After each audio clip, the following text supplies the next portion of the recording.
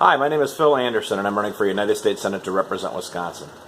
Tonight, my wife and I finished calculating our 2015 income taxes, and boy, that was a lot of fun.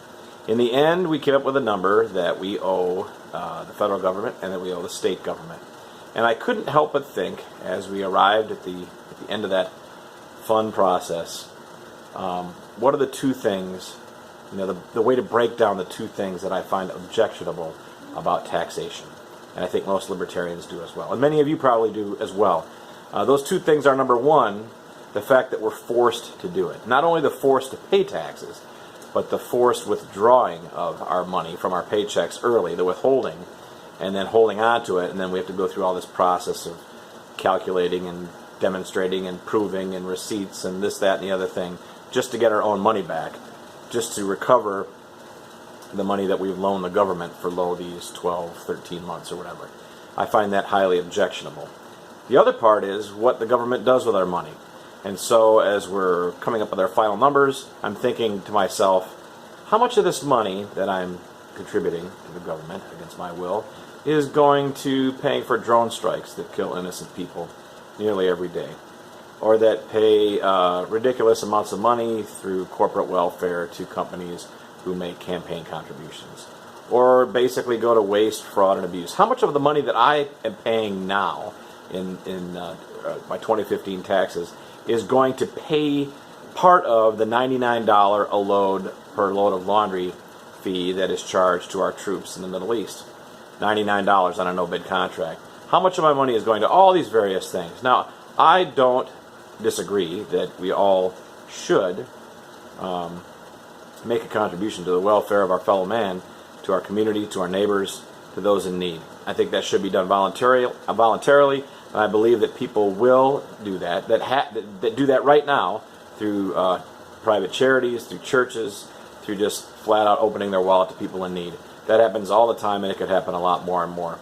I don't believe that stuff shouldn't be done, that it should be stopped, and of course I don't believe that libertarianism excludes that at all. As a matter of fact, having more of your own money probably promotes that sort of thing. However, the fact that it's coerced, and then this is where it goes.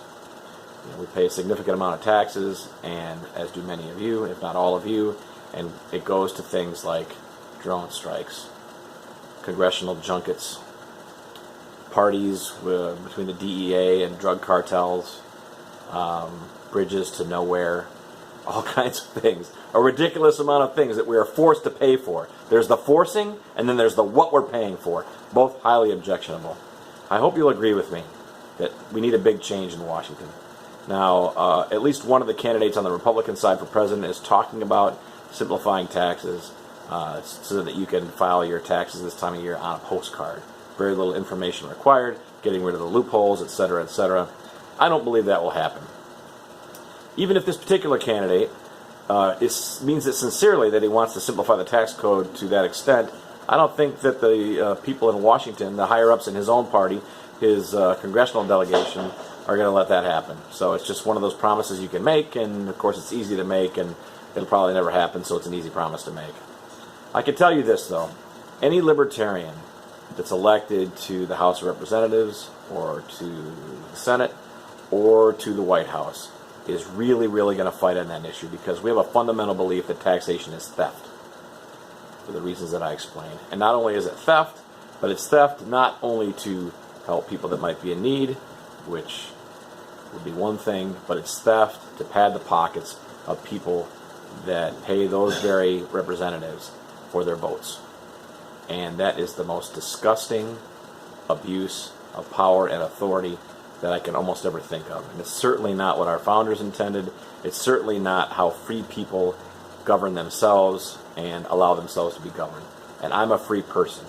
If you would describe yourself as being a free person, a person with liberty and rights that exist because you're a human being and that you live in the United States of America, those rights belong to you, then this should bother you too. I think it's no surprise that a lot of people complain about taxes, but the question is, what are you going to do about it? Are you just going to vote for Republicans or Democrats again? You're going to vote for a libertarian who is committed to the process of doing away with this filthy abuse of power. That's what I hope to do for you as your senator in Washington starting next January 2017. If you vote for me on November 8th. So think about your taxes all year long. Every time you get a pay stub or a deposit in your account, every 2 weeks, twice a month, once a month, whatever it is, take a hard look at what's being deducted. Are you really agreeing to that? Are you really agreeing to the things that are being paid for with that money? And then ask yourself, is it all right? No big deal. Or are you going to do something about it? If you are going to do something about it, then follow me. Vote for me in Wisconsin in November of this year. Thanks, and I'll talk to you tomorrow.